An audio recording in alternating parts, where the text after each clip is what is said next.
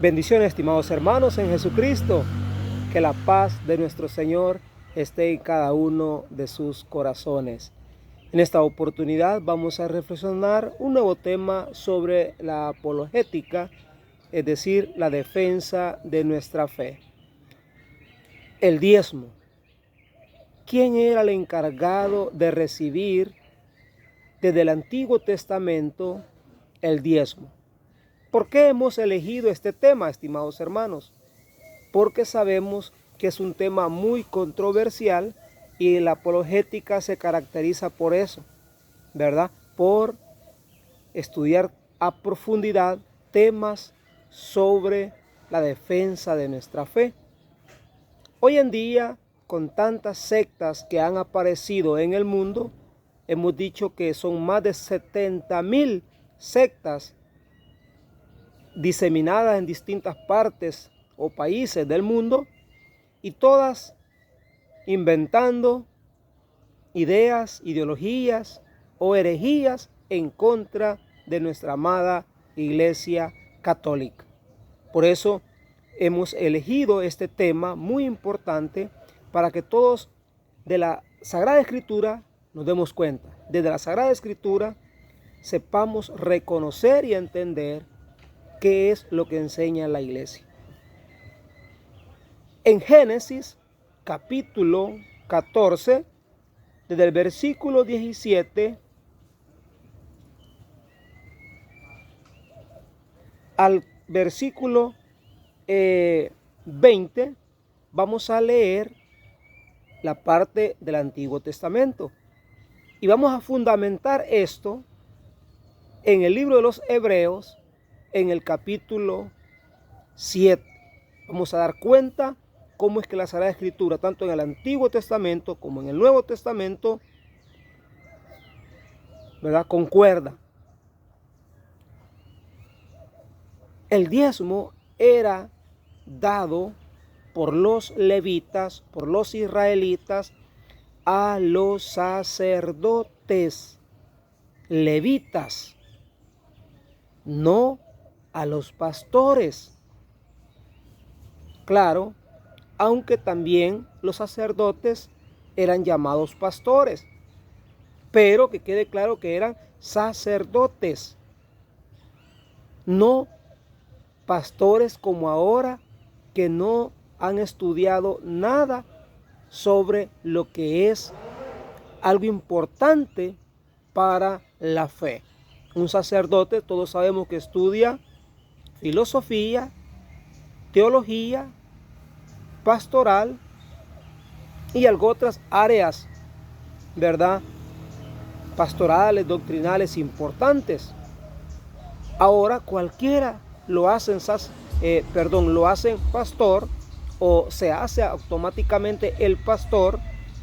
¿Y qué es lo que le gusta que le den del diezmo? Dinero.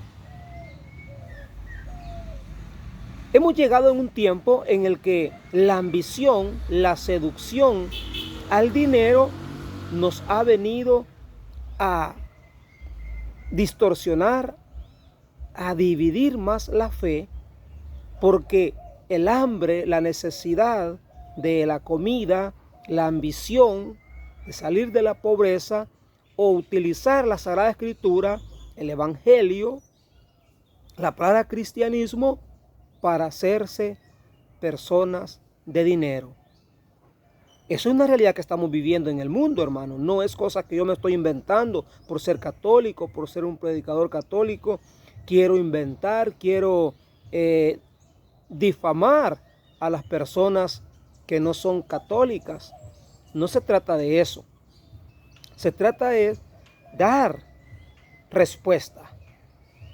Repito, voy a entrar en materia desde ya, leyendo el libro de Génesis en el capítulo 14 versos. Usted lo puede leer desde el verso 14 también, pero yo voy a leer desde el versículo 17 al 20. En el nombre del Padre, y del Hijo, y del Espíritu Santo. Amén. Cuando Abraham venía de vuelta después de derrotar a Codorlamar, y a sus aliados, le salió al encuentro el rey de Sodoma en el valle de Sabe, es decir, el valle del rey. Entonces Melquisedec, rey de Salem, trajo pan y vino, pues era sacerdote del Dios Altísimo. Pongamos atención a estos puntitos. ¿Quién era el que salió al encuentro del rey Abraham cuando venía de la batalla? Verso 19. Melquisedec bendijo a Abraham, diciendo: Abraham, bendito seas del Dios Altísimo y creador del cielo y de la tierra. Y bendito sea el Dios Altísimo, porque entregó a tus enemigos en tus manos. Y Abraham le dio la 10ª parte de todo lo que llevaba. Palabra de Dios. Hermanos, aquí nos estamos dando cuenta que Abraham, en ese tiempo todavía no se llamaba Abraham, sino que Abraham venía de una batalla, de derrotar a estos personajes un poco raros, desconocidos el nombre, llamado Codorlamor y sus aliados. Sale al encuentro el rey de Salem. ¿Ve? El rey Melquisedec en aquel tiempo representa un misterio, ya que este hombre no vuelve a salir a mencionarse. Estamos en el libro del Génesis, primer libro de la Biblia, estimado hermano. Y pasan los otros libros donde no se menciona a este hombre, a este sacerdote y rey. Lo menciona hasta en el Nuevo Testamento nuestro Señor Jesucristo, el apóstol Pablo, y en el libro de los Hebreos, que también ahora lo vamos a leer, y nos vamos a dar cuenta que él era el elegido. Prácticamente lo mismo nos va a narrar aquí la Sagrada Escritura. Ubiquémonos en el capítulo 7 del libro de los Hebreos. Se sabe que Melquisedec, rey de Salem, sacerdote del Dios Altísimo, salió al encuentro de Abraham cuando volvía de derrotar a los reyes. Bendijo a Abraham. Abraham le dio la 10ª parte de todo el botín, es decir, de todo lo que había ganado de esa batalla. El nombre de Melquisedec significa rey de justicia y además era rey de Salem, o sea, rey de paz. No se mencionan ni su padre ni su madre. Aparece sin antepasados. Tampoco se encuentra en el principio ni el fin de su vida. Aquí tienen pues la figura del Hijo de Dios, el sacerdote que permanece para siempre. Palabra de Dios. ¿Qué nos está contando la Sagrada Escritura? Que Melquisedec iba a ser o fue una figura, o en el Génesis prefigura de la figura o de la acción que Jesucristo iba a realizar como el sumo y eterno sacerdote a ejemplo de Melquisedec. Sucede, estimados hermanos, que en aquel tiempo los sacerdotes eran los encargados de ofrecer sacrificios, también ofrecer también las ofrendas de los diezmos, de las primicias a nuestro Señor. Ojo y oído, eran sacerdotes. Estimado hermano católico, siéntete dichoso, feliz, que la Sagrada Escritura respalda el mensaje de la predicación de nuestra iglesia. Que la iglesia no está inventando. La iglesia no es una iglesia avarienta, como muchos dicen, y que solo es dinero, dinero. La iglesia incluso solamente al año pide una primicia al año. Primicias al año. los primeros frutos, y además eran frutos de la tierra, de la cosecha, de animales. No era solo dinero, no era solo money, sino que se amparaba a lo que la Escritura decía. Además de eso, podemos encontrar en la Biblia que el diezmo, las primicias, eran, hermanos, primeramente para el sacerdote, para que él la distribuyera también según las necesidades de las viudas, de los huérfanos, de los forasteros, de los pobres. Para ellos iba dirigido este diezmo. Diezmar la 10ª parte de las ganancias que se obtenían de las batallas. En aquel tiempo, cuando los reyes iban, hermanos, a pelear contra los enemigos y salían vencedores, todo lo que encontraban, lo de valor, animales, ¿verdad?, granos básicos, oro, plata, lo que se encontraba en esos lugares se traía. Y por eso nos está diciendo ahora la Sagrada Escritura. Vuelvo nuevamente al Génesis.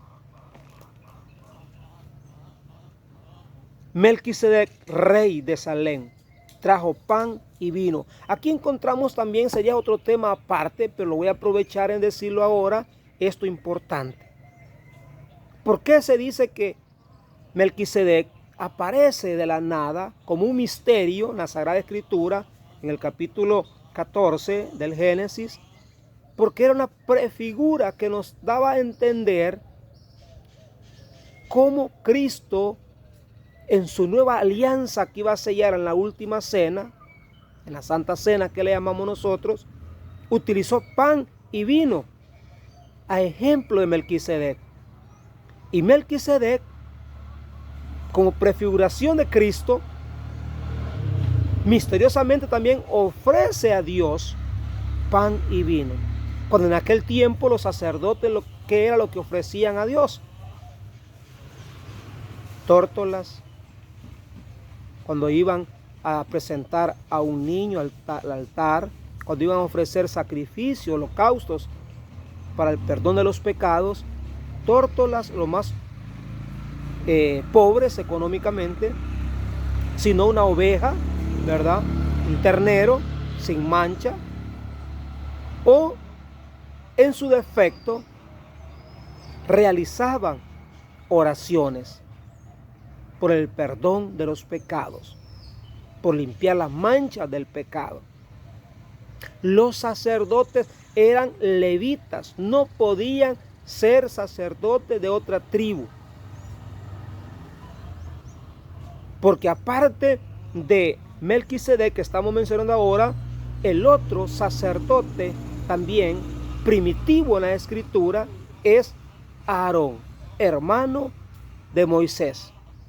Hemos dicho en otros temas anteriores, Dios siempre ha utilizado en el proyecto, en el plan de salvación, sacerdotes, profetas y reyes. Melquisedec fungía dos partes importantes, que era sacerdote y rey. Melquisedec significa rey de justicia y de paz. Y Jesucristo era el máximo exponente del rey que practicó la justicia y practicó la paz. Por eso decimos que una prefigura del Cristo del Nuevo Testamento. Cristo que en su última cena sella su pacto con su nuevo pueblo con pan y vino. Y en ese pan y en ese vino, él mismo dijo que él se convertía en pan y vino para alimento espiritual de las almas. Y el derramamiento de su propia sangre, da a demostrar que Él era sacerdote, víctima a la vez. Sacerdote y víctima para remisión, limpieza, purificación y salvación de nuestros pecados, es decir, de nuestra alma.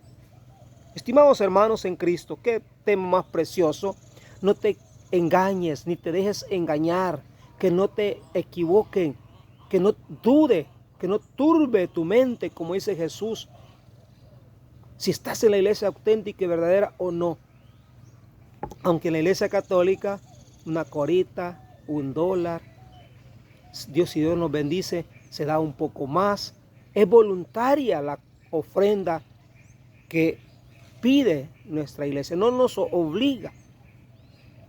Si cada uno tiene una condición distinta, entonces según las ganancias y según el corazón, de la intención, del amor hacia nuestro Dios, podemos dar lo que querramos, no lo que se nos imponga o se nos obligue, como en otras disque iglesias llamadas sectas protestantes.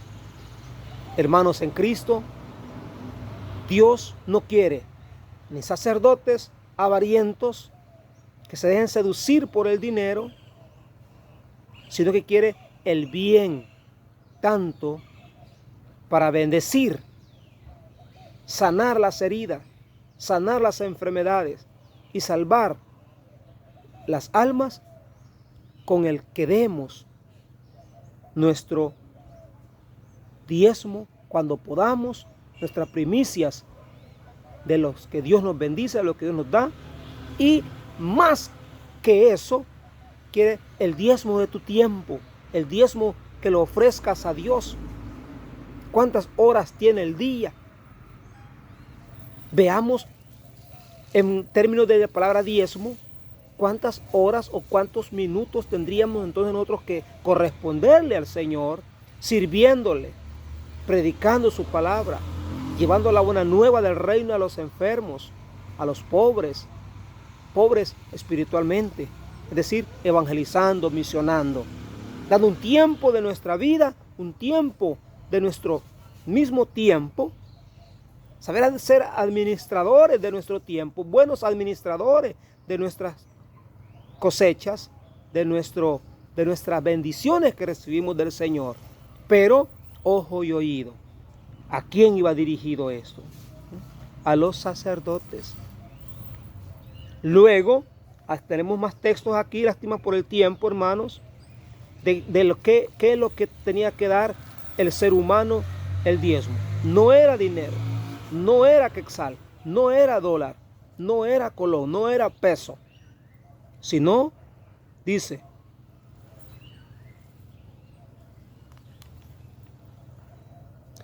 el diezmo de tu trigo, cosecha, lo que mencionamos desde hoy, de tu aceite, las cosechas, ¿verdad? De los higos, de las aceitunas, de tu viña, así como los primeros nacidos de tu ganado, mayor y menor. Con eso aprenderás a honrar a Yahvé, tu Dios, todos los días de tu vida. Pero cuando Yahvé los haya multiplicado, podría ser que el camino sea demasiado largo. Por eso no puedas llevar ese diezmo al lugar de Yahvé, que Yahvé ha elegido para morada de su nombre. Aquí está lo interesante. Cada 3 años, verso 28, separarás el diezmo de todas las cosechas del año, pero lo guardarás en la ciudad. Vendrá entonces a comer el levita, el sacerdote del pueblo de Israel. ¿Quién más? Los extranjeros, el huérfano y la viuda, que habitan tus ciudades y comerán hasta saciarse. Así Yahvé bendecirá todas las obras de tus manos, todo lo que haya emprendido. Hermanos, esta es palabra de Dios. A Él créele. Ese es el mensaje que Dios quiere que cada uno de nosotros difundamos, estimado hermano, ¿verdad? Para que nadie nos engañe, para que nadie se equivoque. Deuteronomio. Bueno, ahí estaba leyendo yo Deuteronomio capítulo 14, versículo 23. Ahora, vamos a ver otra vez Deuteronomio, pero ya en el capítulo 26, verso 12. El tercer año del diezmo, cuando hayas acabado de separar el diezmo de todas tus cosechas y se lo hayas dado al levita. Nuevamente vuelve a decir, al levita. ¿Quién es el levita? Dijimos, el sacerdote era levita de la tribu de Leví. No podía escogerse o elegirse sacerdote de la tribu Corado, tribu Lemus, tribu Mazariego, tribu García, tribu Ruiz. No, era levita. Al forastero, es decir, el que iba de paso y no tenía que comer. A la viuda, vuelve a repetir nuevamente lo que leíamos hace un minuto en el capítulo 14. Y al huérfano, para que lo coman en tu misma ciudad hasta saciarse. Hermanos, yo no quiero engañarlos ni equivocarles, sino que textualmente tú lo puedes también leer en tu Biblia y en tu casa. Cuando tú puedas sentarte y tomar tu sagrada Biblia, búscalo. Génesis capítulo 14, versículos del 18 al 20. Hemos leído Hebreos capítulo 7, versículo del 1 en adelante, prácticamente lo mismo de Génesis. Hemos leído Deuteronomio capítulo 14, versículo 23. Deuteronomio capítulo 26, versículo 12. Y tenemos más textos bíblicos, pero en honor al tiempo no te queremos saturar, ¿verdad? Porque como dijo aquel, poco pelo, pero bien peinado. Poquito, pero bien dicho. Así es de que, estimado hermano, que no te engañen, que no te equivoquen. Estamos en la iglesia de Cristo. Sigamos en la iglesia de Cristo. Católico bien formado jamás será confundido. Católico instruido jamás será. Pero camarón que se duerme, ¿a dónde despertar? Se lo lleva la corriente y despierta en un sartén friéndose, dice el camaroncito bien tostadito. Así de que cuidado, estimado hermano. No quiero retirarme sin antes leerte lo que dice Hebreos también en el capítulo 8. Verso 3. Todo sumo sacerdote es instituido, ¿para qué? Para presentar a Dios ofrendas y sacrificios. ¿Ve? Ofrendas, que dijimos, los diezmos, las primicias, pero también ofrecer sacrificio por nuestros pecados. Y por tanto, Jesús tiene que ofrecer algún sacrificio también para remitirnos de todos nuestros pecados. Si se hubiera quedado en la tierra, ni siquiera sería sacerdote. ¿Ve? Jesús también no fuera sacerdote. A continuación vamos a continuar dando temas sobre el sacerdocio, el papel del sacerdocio, porque ahorita lo hemos dado en el sentido de diezmos o primicias, pero también otros tipos de sacrificios y cómo era elegido y consagrado también los sacerdotes. Estén pendientes de nuestros temas, hermanos, que pronto estaremos compartiendo con cada uno de ustedes más temas de formación sobre la apologética católica. Lee la Escritura, ahí encuentras la verdad. Tu amigo y servidor Marvin Corado te acompañó en esta oportunidad. Bendiciones para todos.